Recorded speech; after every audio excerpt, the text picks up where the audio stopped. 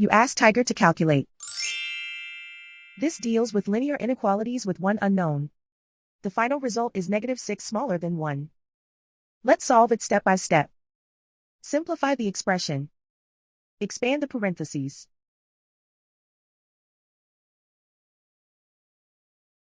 Simplify the arithmetic.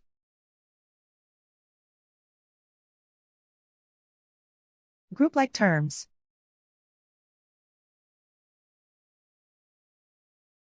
Combine like terms.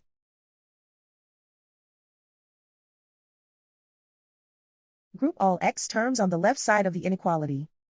Subtract 4x from both sides.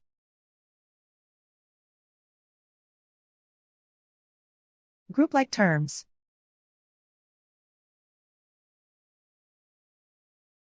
Simplify the arithmetic.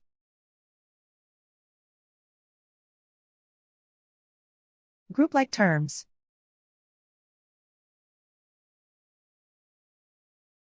Simplify the arithmetic.